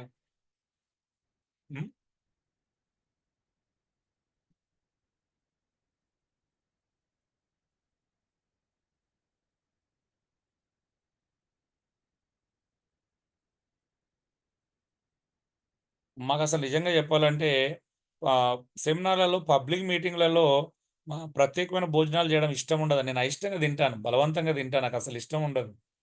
అందరితో కలిసి తినడమే ఇష్టం, లైన్లో నిలబడి ప్లేట్ పట్టుకొని. అది ఎప్పుడు చేయాలో మర్యాద తెలుసా అండి? మీ వ్యక్తిగతంగా మీ ఇంటికి వచ్చినప్పుడు ఏమైనా చేసుకుంటే అది వేరు విషయం. సెమినార్లలో చేయడం అంత మంచిది కాదేమో అనిపిస్తుంది అప్పుడప్పుడు. ఏమంటారు మీరు? ఒప్పుకోరానే ఇక నేను ప్రతిదీ ఖండించుకుంటూ వెళ్తే మీరు ఎక్కడ అందరు పాస్టర్లు కాబట్టి నేను కొంచెం మనసు చంపుకొని కొన్ని ఒప్పుకుంటున్నాను. కానీ అంటే చాలా ఇబ్బంది ఉంటుంది. మేము అలా చేసినప్పుడు కొంతమంది పాస్టర్లు చాలా సందర్భాలు హర్ట్ అయ్యారు.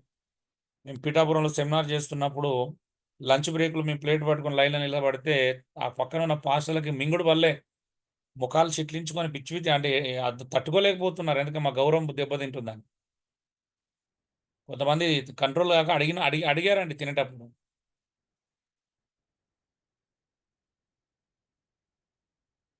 మర్యాద ఎప్పుడు చేయాలంటే ఇంటికి వచ్చినప్పుడు. ఎవరు వచ్చినా చేయాలి. ఇంటికి వస్తే పేదవాడు వచ్చినా, హాస్టల్ వచ్చినా కదండి, ఎవరు వచ్చినా చేయాలి. నిజమా కదండి? ఇంటికి వచ్చినప్పుడు మర్యాద అందరికీ సమానంగా చేయాలి, ఒకరికి ఎక్కువ ఒకరు తక్కువ చేయాలా? అందరికి సమానంగా చేయాలండి. అందరికి సమానంగా చేయాలి. మంచిదే, అదే నిజంగానే. గలతీ 6:7లో మంచి పదార్థాలు అన్నింటిలో భాగం ఇవ్వాలి, శ్రేష్టమైన మంచి పదార్థాలు బాగాలంటే మంచి పనులతో పాలిభాగస్తులుగా అని చెప్తున్నాడు. రెట్టింపు సన్మానం అంటే ఎక్కువ సహాయం చేయాలని చెప్తున్నాడు, ఎక్కువ భోజనం పెట్టమని అర్థం కాదు. అవునండి? వాటిని మనం ఇంకో రకంగా తీసుకున్నాం. సో మనము నిన్ను వలెని పొరుగువాని ప్రేమించమని ఆజ్ఞను సరిగా పాటించట్లేదు. తర్వాత వచనాలు కూడా చూడండి ఏమంటాడు అక్కడ 14-17 వచనాల్లో ఏమన్నాడు? ఆనాటికి సహోదరులైనను దిగంబరులై అన్నవస్త్రం లేక ఉన్నప్పుడు వాటిని కావలసిన వాటికి ఇవ్వక చలిగాసుకోండి, తృప్తి చెందండి అని చెప్పిన ఎడల ప్రయోజనం ఏంటి? మరి ప్రేమ అంటే బీదవారిని ఆదరించడం, అవునండి? బీదవారికి సహాయం చేయడం, అవునండి? బీదవారిని గౌరవించడం ఒక ఎత్తు అయితే, రెండోది వాళ్ళ అక్కర్లు తీర్చడం, రెండు ఉన్నాయి. అవునండి? అవును. మనకు పిచ్చి ఉంది, మీకు తెలుసా? ఇప్పుడు నిన్ను వాళ్ళని పొరుగువాని ప్రేమించట్లేదని నేను 100 కారణాలు చెప్తాను. నెంబర్ 1, ఇప్పుడు చూడండి, మీకు డబ్బున్నోడు ఒక మంచి సేవకుడు పిలిచిండు అనుకో, మీరు టైంకి వెళ్తారు. అదే మీరు బీదవాడు పిలిచిరు అనుకోండి, టైంకి వెళ్ళరు. అవునా అండి? ఇద్దరిని సమానంగా చూడరు టైం విషయంలో. నిజమా కాదా చెప్పండి? అవునవునవును. అవునా? అవునన్నా. అవునన్నా. సరే, మీరే ఒకరికి టైం ఇచ్చారు అనుకోండి, ధనవంతుడో డబ్బున్నోడో లేకపోతే ఉద్యోగస్తుడో, మీరు ఇచ్చిన టైంకి రాలేదు, ఒక అరగంట గంట లేట్ అయ్యారు అనుకోండి, మీరు ఏమన్నారు?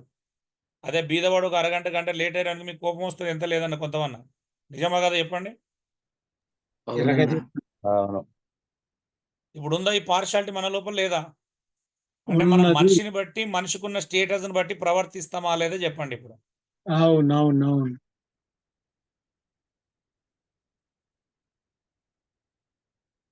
అప్పుడు నిన్ను వల్ల నీ పొరుగువాని ప్రేమిస్తున్నారు అనేది వాస్తవమా కాదా అప్పుడు మన జీవితంలో? వాస్తవం కాదు. ఇప్పుడు నా దగ్గర మాకు తెలిసిన సహోదరుడు ఉన్నాడు. అతను ఆయన చెప్పిన టైంకి 2 గంటలను లేట్ చేస్తాడు, కనీసం గంటకి ఎక్కువ లేట్ చేస్తాడు, అస్సలు ఫీల్ కాడు. కానీ ఆయన రమ్మన్న టైం మనం 5 నిమిషాలు లేట్ అయితే ఎక్కడ లేని ఆవేశాన్ని కనబరుస్తుంది. ఏమున్నారన్న సీన్సాటి లేదు, టైంకి రారేంటి అన్న అట్లా అంత కోపాన్ని ప్రదర్శిస్తాడు. ఆయన సంఘానికి ఎప్పుడు అంతకుముందు టైంకి రాకపోయేవాడు, ఇప్పుడు సెట్ అయిపోయలే. కానీ స్టార్టింగ్లో చెప్తున్నాను, 11 గంటలకు ఫెలోషిప్ అయితే 11:30, 12 గంటలకు వచ్చేవాళ్ళు రెగ్యులర్గా అదే టైం. ఒక్కసారి 5 నిమిషాలకు 11 గంటలకు వచ్చిండ్రు. ఇంకో సహోదరు కోసం ఎదురు చూడడంలో ఎంత చిరాకు పడ్డాడు అని అంటే నాకు ఆశ్చర్యం అనిపించింది. అప్పుడు చూశాను నా కళ్ళ ముందు, ఓహో, నిన్ను వాళ్ళని పొరుగు అని ప్రేమించమనే లేఖనాన్ని ఎవరు పట్టించుకోవట్లేదని నేను కళ్ళారా చూశాను. అరే, వేరేటోళ్ళు లేట్ అయితే 5 నిమిషాలు లేట్ అయినా తట్టుకోలేడు, కానీ మనోడు గంటన్నర, అరగంట గంట లేట్గా వచ్చేవాడు, ఆయన ఎప్పుడు పట్టించుకోకపోయేవాడు. గ్రూప్లో కూడా అప్పుడప్పుడు అలాగే జరుగుతుంది కదా అండి? అవును. లోపల కొంతమంది ఉడుకుతా ఉంటారు, ముందు వచ్చిన వాళ్ళు 5 నిమిషాలు ఓర్చుకోలేరు, కానీ వీళ్ళు అరగంట లేట్ వచ్చినా ఏం కాదు. ఏమంటారండి? అంతే. ఈ అరగంట 15-20 నిమిషాలు లేట్ వచ్చేలకు ఆవేశం ఎక్కువ ఉంటుంది, కానీ వీళ్ళు ఎప్పుడు కూడా మరి ముందు రారు. ఎవరైనా 5 నిమిషాలు లేట్గా ఇంకా స్టార్ట్ అయ్యారు పొరపాటు, ఇలాంటి వాళ్ళు లేట్గా జాయిన్ అయ్యేటోళ్ళు ఒక 5 నిమిషాలు ముందు అయితే తట్టుకోలేరండి. జాయిన్ అయితే బోర్ కొడుతుందని మధ్యలో వెళ్ళిపోతారు. అవునా?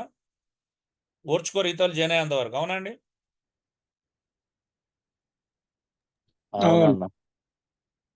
ఏదో పెద్ద టైంను బాగా సేవ్ చేసుకున్నలాగా మళ్ళీ వెళ్ళిపోయి మళ్ళీ టైంకి జాయిన్ అవుదామని చూస్తారు. నిజమా కాదండి? నేను నేను గ్రూపులలో ఇవన్నీ అబ్జర్వేషన్ చేస్తూ ఉంటాను. ఎందుకంటే అందరికంటే ముందు నేనే జాయిన్ అవుతాను కదా. ఈవినింగ్ బ్యాచ్లలో కూడా చూస్తాను. కొంతమంది జాయిన్ అవుతారు. జాయిన్ అయ్యి ఏం చేస్తారంటే 15 నిమిషాలు ముందు జాయిన్ అవుతారు. ఎవ్వరు లేరని చెప్పి వెళ్ళిపోతారు. మరి టైంకి వస్తారంటే వాళ్ళ టైంకి ఏమి రారు, వెళ్ళిపోయి ఇంకో 10 నిమిషాలు లేట్గా జాయిన్ అవుతారు. అంటే ఎలా ఉంటుందో తెలుసా అండి, మనం ఎట్లా పొరుగువాని ప్రేమించడం అనేది ఎంత మిస్ అవుతున్నాం. చూడండి, ప్రేమ లేనివాడు ఎక్కడ నిలిచి ఉండును. 1 యోహాను 2:9, 3:14. ప్రేమ లేనివాడు ఎక్కడ నిలిచి ఉంటాడంట? చీకటిలో ఉన్నట్టంట. ప్రేమ లేనివాడు చీకట్లో నిలిచి ఉన్నట్టు. ఎంత భయంకరమైన మాటలండి సహోదర ప్రేమ విషయంలో ఇవన్నీ. ప్రేమ లేనివాడు మరణంలో నిలిచి ఉన్నట్టు. 2 వచనాలు, 2 లేఖనాలు చూడండి. 2:9. వెలుగులో ఉన్నానని చెప్పుకొనుచు తన సహోదరుని ద్వేషించేవాడు ఇప్పటి వరకును చీకటిలోనే ఉన్నాడు. ఎంత భయంకరమైన మాట అండి. వెలుగులో ఉన్నానని ఎవడని చెప్పుకొనుచు తన సహోదరుని ద్వేషించేవాడంటే ఇంకా చీకటిలోనే ఉన్నాడు. ఏమంటారు? 3:14. మనం సహోదరుని ప్రేమించున్నాము గనక మరణంలో నుండి జీవంలోనికి దాటి ఉన్నామని ఎరుగుదుము. ప్రేమ లేనివాడు మరణమందు నిలిచి ఉన్నాడు. చూడండి, ఏంటిదంట? నేను మరణం నుండి జీవంలోకి దాటి ఉన్నా నాకు ఎలా తెలుసు? ఓకే, నేను మరణం నుండి జీవంలోకి దాటినాను ఎప్పుడు తెలుసు అంటే నా సహోదరుని ప్రేమిస్తేనే. నా సహోదరుని ద్వేషిస్తున్నానంటే నాకు అర్థం ఏంటిదండి? నా సహోదరుల పట్ల నాకు ప్రేమ లేదంటే నేను ఇంకా చీకట్లో ఉన్నాను, మరణంలో ఉన్నాను అని అర్థం. అందుకే కొండ మీద ప్రసంగంలో యేసుప్రభువు ఒక మాట నేర్పించాడు. ఏమన్నాడండి? తన సహోదరిని చూచి వ్యర్థుడా అని చెప్పువాడంట, ద్రోహి అని చెప్పువాడు నరకాగ్నికి లోనవుతాడంట. అర్థమవుతుందా అండి? నరకమే. చీకటి, మరణం ఇవన్నీ నరకమా ఏంటి అండి ఇవి? హలో అండి, మాట్లాడరు ఏంటండి? ఇవి ఇక్కడ మరణం అనేది, చీకటి అనేది దేనికి నరకానికి సంబంధించి సంబంధించింది. మాట్లాడుతున్నాడు? నరకానికి సంబంధించి. దానికి సంబంధించింది. అక్కడ కూడా చూడండి, మత్తయి సువార్తలో ఏం చూస్తున్నామండి?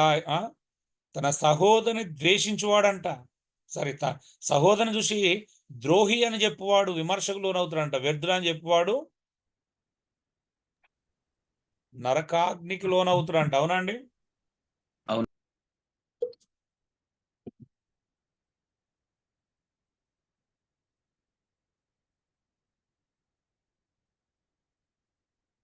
ఇప్పుడు ఆలోచించండి. సరే, అక్కడ చాలా మందికి ఆ లేఖనాన్ని వినియోగించడం తెలియదు.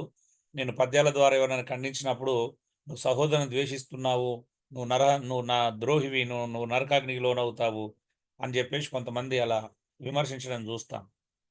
కానీ ఆ లేఖనం నాకు స్పష్టంగా తెలుసు. నేను విమర్శిస్తున్నాను అంటే ఫుల్గా విచక్షణ ఉండే విమర్శించాను.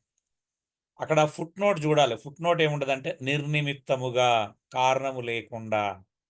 ఇప్పుడు ఒక పాస్టర్ దొంగతనం చేస్తున్నంటే దొంగ పాస్టర్ అనపోతే దొర పాస్టర్ అంటారా అండి? మీరే చెప్పండి.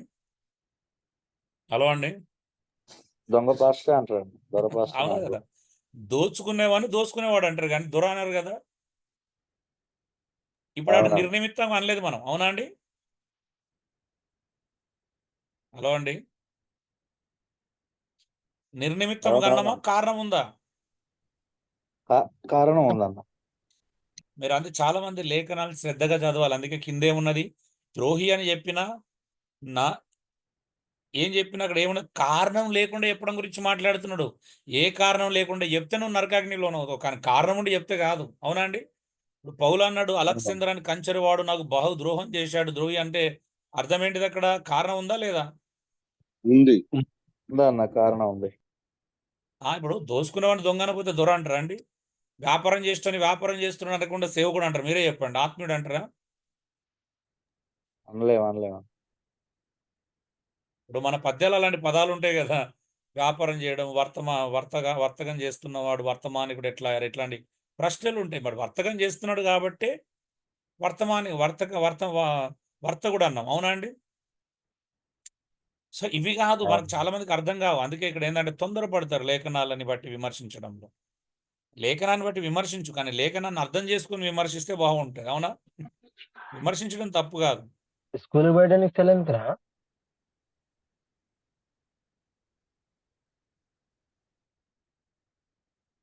సో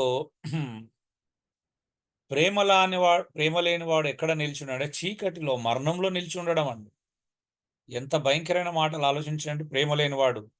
మరి ప్రేమ గలవాడు ఎక్కడ నిలిచున్నాడే? క్రీస్తు ప్రేమయందు. యోహాను సువార్త 15:10 అంటున్నాడు, ప్రేమ కలిగిన వాడు నాయందు నిలిచి ఉంటాడు. ఎంత అద్భుతమైన మాట తెలుసా అండి? యోహాను సువార్త 15:10 తన శిష్యులతో దేవునితో ఉన్న రిలేషన్షిప్ గురించి మాట్లాడుతున్నటువంటి అద్భుతమైన సందర్భం కదా. ఆయన ద్రాక్ష తోట గురించినటువంటి మాట్లాడిన సందర్భంలో ఎంత అద్భుతమైనటువంటి మాట చెప్తున్నాడో చూడండి. యోహాను సువార్త 15:10 మాట్లాడుతున్నటువంటి మాటను ఒకసారి చదువుకొని మనం ముందుకెళ్దాం. ఏమన్నాడు? నేను తండ్రి ఆజ్ఞలు గైకొని ఆయన ప్రేమయందు నిలిచున్న ప్రకారం మీరును నా ఆజ్ఞలు గైకొని ఎడల నా ప్రేమయందు నిలిచి ఉంటారు. చూడండి, ఇక్కడ కూడా ఏ ఆజ్ఞ గురించి మాట్లాడుతున్నాడు చూడండి. 12వ వచనం క్లారిటీ ఉంది కదా. నేను మిమ్మల్ని ప్రేమించిన ప్రకారం మీరు ఒకరినొకరు ప్రేమించవాలన్నదే నా ఆజ్ఞ. ఈ ఆజ్ఞలు గైకొనుడు అంటే క్రీస్తు ప్రేమయందు నిలిచి ఉంటాడంట. చూడండి, నేను మీకు ఏ క్రాస్ రెఫరెన్స్ అయితే చూపిస్తున్నాను అవన్నీ సహోదరుల ప్రేమకు సంబంధించినవే అండి. అసందర్భంగా నేను ఎక్కడ మీకు లేఖనాలు క్రోడీకరించట్లేదు, కోడ్ చేయట్లేదు అనే విషయాన్ని గ్రహించాలి. చూడండి, క్రీస్తు ప్రేమయందు నిలిచి ఉంటాడంట. నేను ప్రేమించినట్టుగా, నేను ప్రేమించాను కాబట్టి నేను తండ్రి ఆజ్ఞలు గైకొని ఉన్నట్టే తండ్రి ప్రేమలో నిలిచి ఉన్నాను. మీరు నా ఆజ్ఞలు గైకొంటే నా ప్రేమయందు నిలిచి ఉంటారు. మీరు ఒకరినొకడు ప్రేమించవలనదే నా ఆజ్ఞ అంటున్నాడు. అవునండి? చూడండి, ఎంత అద్భుతమైన విషయము. నిన్ను వల్ల మీరు ఒకరినొకడు ప్రేమించుకోవాలా. శిష్యుల్లో నుంచి అది ప్రారంభం కావాలి ప్రేమ అనేది. అసలు ప్రేమ ఎక్కడి నుంచి స్టార్ట్ కావాలంటే నాయకత్వం నుంచి మొదలు కావాలి. అవునండి?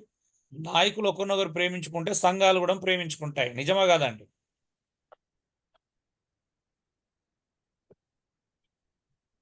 సో శిష్యులు ఒకరి పట్ల ఒకరు ప్రేమ కలిగి ఉండాలా. చూడండి, మరొక ప్రశ్న. 1 యోహాను 3:15 తన సహోదరుని ద్వేషించువాడు నరహంతకుడు. ఏ నరహంతకుని యందు నిత్య జీవము ఉండదు. సహోదరుని ద్వేషించువాడు నరహంతకుడు అంట. ఏ నరహంతకుని యందు నిత్య జీవము ఉండదు.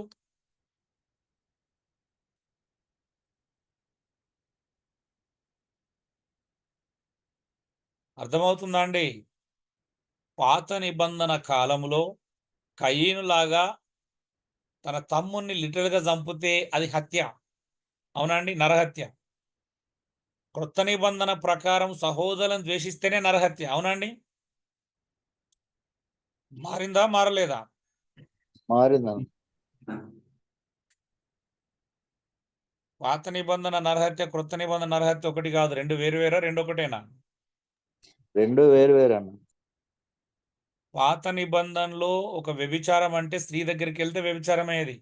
క్రొత్త నిబంధనలో కళ్ళతో మొహపు చూపుతో చూస్తేనే వ్యభిచారం. అవునా? పాత నిబంధనలో చంపితే నరహత్య, కొత్త నిబంధనలో ద్వేషిస్తేనే నరహత్య. మరి నరహంతకుడు అంటే నిత్యజీవం ఉండదు. నరహత్య చేసేవాడు ఏ నరహంతకుని యందు ఏముండదు?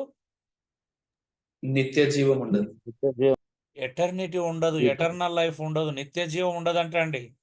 అర్థమవుతుందా? సహోదరుని ద్వేషించడం ఎంత బిగ్గెస్ట్ సినిమా మీకు అర్థం కావాలి. ఇప్పటికి మనం ఏమనుకుంటాం తెలుసా? నేనేం పాపం చేయట్లేదండి. మన దగ్గర ఎంత స్వనీతి ఉందో తెలుసా అండి? మనం పాపం చేయలేదని చెప్పుకోవడం ఎంత అబద్ధమా కాదండి? మోసం చేసుకున్నట్టే కదా. హలో అండి, మాట్లాడరేంటండి? అవును, అవునన్నా, అవును. సహోదరుని ద్వేషించేవాడు నరహంతకుడు. ఏ నరహంతకుని యందు నిత్య జీవము ఉండదు. ఎంత అద్భుతమైన మాట చూడండి. మరి ఇవన్నీ ఎట్లా నిర్లక్ష్యం చేస్తున్నాం? మరి ప్రేమ అంటే ఏమిటి అని అంటే, ప్రేమ అంటే త్యాగం చేయుట. ప్రేమ అంటే ప్రాణం ఇచ్చుటండి. 1 యోహాను 3:16 చెప్తున్నాడు. ప్రేమ అంటే ఏమని చెప్తున్నాడు చూడండి ఒకసారి. యోహాను 15:13 మనందరూ తెలుసు కదా. ఒక స్నేహితుడి గురించి మాట, ప్రాణం పెట్టువైన కంటే ఎక్కువైనా ప్రేమించగలిగిన స్నేహితుడు ఎవరు లేరు అంటాడు. 1 యోహాను 3:16 ఆయన మన నిమిత్తము తన ప్రాణము పెట్టెను గనుక ప్రేమ ఎట్టిదని తెలుసుకొనుచున్నాము. అవునండి. దేవుడు క్రీస్తు మన కొరకు ప్రాణం పెట్టిగో ఇది ప్రేమ అంటే అని చూపించాడంట. ప్రేమ అంటే ఏంటిది? ప్రాణం పెట్టడం. ప్రేమ ప్రేమ యేసుప్రభు ఎలా చూపించాడండి తన ప్రేమను? ఇదిగో మీ నిమిత్తం నా ప్రాణం పెట్టాను కనుక ఇదే ప్రేమ అంటే ఇదే. ప్రేమ యొక్క డెఫినేషన్. మరి ప్రేమిస్తున్నాం అంటే ప్రేమ డెఫినేషన్ ఏంటంటే ఐ లవ్ యూ అని చెప్పడమా ప్రేమ అంటే? ప్రేమ అంటే ఐ లవ్ యూ అని నోటితో చెప్పడం కాదు. ప్రేమ అంటే ఏంటిదంట? అవసరమైతే ప్రాణం ఇవ్వాలి. కింద అంటాడు మనం కూడా మన సహోదరుల నిమిత్తం ప్రాణం పెట్ట బద్దులమై ఉన్నాం. అవసరమైతే ప్రాణం ఇవ్వడానికి కూడా వెనుకాడకూడదు. అది ప్రేమ అంటే. అవునండి. ఇప్పుడు ఏ మాదిరి చూపిస్తున్నాడు యేసుక్రీస్తు? ప్రేమ అంటే నేను ప్రాణం పెట్టాను, ఇదే ప్రేమ. మీరు కూడా ప్రేమించాలంటే అవసరమైతే మీరు కూడా ప్రాణం పెట్టడానికి సిద్ధంగా ఉండమన్నాడా లేదన్నాడా? సిద్ధంగా ఉండాలి. మనకెందుకండి? మన బ్రతుకు మనకు, మన పిల్లలు, మన కుటుంబం, మన మన సంఘాలు మనం బ్రతుకుతే చాలండి. పక్కల గురించి మనకెందుకండి? ఇతరుల గురించి మూర్ఖత్వం అయితే అది ప్రాణం పెడితే. అవునండి. దానికి సిద్ధపడకూడదు. మరి అది ఎక్కడ ప్రారంభించబడాలా? 17వ వచనం నుంచే చెప్తున్నాడు. ఏమన్నాడు? ఒకడు ఈ లోక సంబంధమైన జీవనోపాధి గలవాడయుండి తన సహోదరికి లేమి కలుగుట చూచియో అతని ఎడల ఎంత మాత్రము కనికరం చూపని వాని అందు దేవుని ప్రేమ ఎలాగు నిలుచును? సహోదరులారా, మనం నాలుకతో మాటతో కాక సత్యముతో క్రియతో ప్రేమితూ. అంటే యోహాను ఎక్కడ స్టార్ట్ చేయమంటున్నాడు ప్రేమను? అవస్థతలో ఉన్నప్పుడు అక్కర్లో ఉన్నవానికి సహాయమే చేయనోడు ప్రాణం పెడతాడా అండి? హలో అండి. ప్రాణం పెట్టలేడు. ఫస్ట్ నీకు ఉన్నదే ఇవ్వట్లేదు. నీకున్న దాంట్లోనే రూపాయి ఇవ్వడానికి నీకు ఇంత కష్టపడుతున్నప్పుడు నువ్వు ప్రాణం ఎప్పుడు పెడతావండి? సాధ్యమేనా? అందుకే మాటతో బ్రదర్ నువ్వు అంటే నాకు ఇష్టం, సిస్టర్ మీరంటే నాకు ఇష్టం అని ఇలా మాటతో నాలుగుతో కాదు ప్రేమించడం అంటే. కష్టం వచ్చినప్పుడు, అవసరం వచ్చినప్పుడు నీకున్నదాన్ని పంచుకోవడం నిజమైన ప్రేమ అంటే. అవునా అండి? త్యాగం ఎక్కడ చేసుకుంటున్నామండి ఈరోజు? మన ప్రేమలో త్యాగం ఉందా? ఇప్పుడు ప్రేమ అంటే త్యాగం అనేది 4:10లో దేవుడు అంటే మనల్ని ప్రేమించాడు కాబట్టి తన కుమారుని మనకి ఇచ్చాడంట. అవునా అండి? మరి దేవుడు ఏం త్యాగం చేసిండండి మన కొరకు? కుమారుణ్ణి త్యాగం చేశాడు కదా.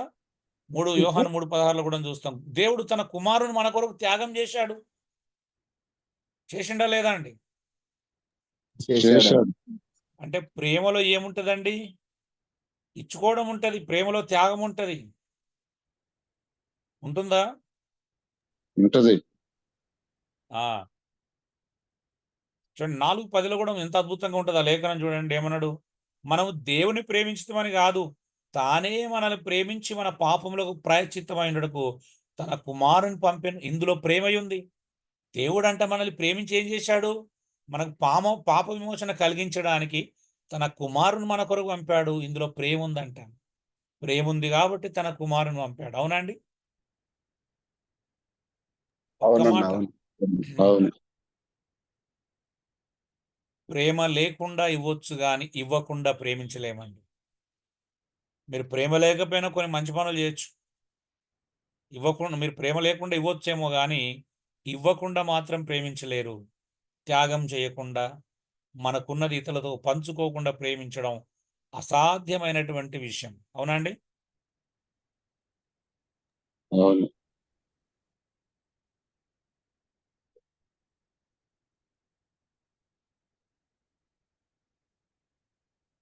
కళ్ళ ముందు సహోదరులు ఇబ్బందుల్లో ఉన్నా, మనకు చేయగలిగినటువంటి పరిస్థితులు ఉన్నా 2 చేతులు కట్టుకొని నిలబడుతున్నాడు అంటే అతడు ప్రేమ కలిగినాడా కలగనోడా? మరి ప్రేమ అంటే ఇవ్వడం అండి. ప్రేమ అంటే ఇచ్చుకోవడం. నువ్వేమిస్తున్నావు? దేన్ని ఇచ్చుకుంటున్నావు? ప్రేమ అంటే ఇవ్వడం, త్యాగం చేసుకోవడం ఉంటుంది. అన్ని చాలా ఉంటాయి అందులో. ఎవరికి ఉన్నది వాళ్ళు ఇస్తారు. దేవుని దగ్గర కుమారుడు ఉన్నాడు, కుమారుని ఇచ్చాడు. కుమారుడు శరీరరీతిగా వచ్చింది ప్రాణం పెట్టడానికి, ప్రాణం ఇచ్చాడు. ఎవ్వరు ఇవ్వాల్సింది వాళ్ళు ఇస్తారండి. ప్రేమ అంటే మరి నువ్వేమిస్తున్నావు నీ సహోదరుల కోసం? నువ్వు దేన్ని త్యాగం చేసుకుంటున్నావు? దేన్ని ఇస్తున్నావు నువ్వు? అసలు నీకు దగ్గర ఉంది ఏంటిది? నువ్వు ఇస్తుంది ఏంటిది? చూడండి, వీడి గొప్ప ఉదాహరణ ఎవరంటే తండ్రి అయిన దేవుడు తన ఏకైక కుమారుని ఇచ్చాడు. ప్రభువైన క్రీస్తు తన ప్రాణమే ఇచ్చాడండి. ఇంతకంటే గొప్ప ప్రేమకు ఉదాహరణ ఎవరు చూస్తాం?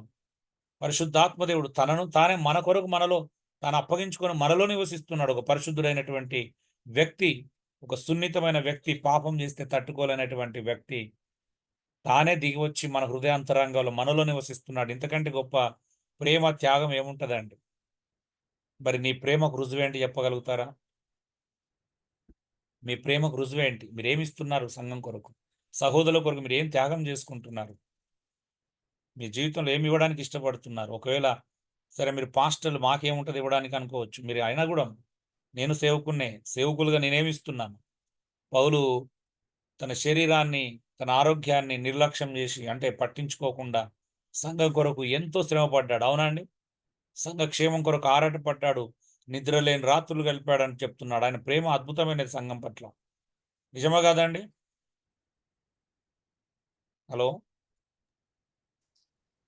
అవును. తిమోతి ఫిలిప్పు సంఘం గురించి చింతిస్తున్నాడంట. మరి మీకు సంఘాల పట్ల చింత ఉందా, బాధ ఉందా? సంఘాలు ఏమైపోతే మాకెందుకు అనేటువంటి మంచిగా కాలు మీద కాలేసుకొని తిన్నామా పడుకున్నామా అనే రీతిగా ఉన్నారా? నిజంగా మీరు సంఘాల పట్ల బాధ ఉందా, చింత ఉందా? ఆలోచించండి.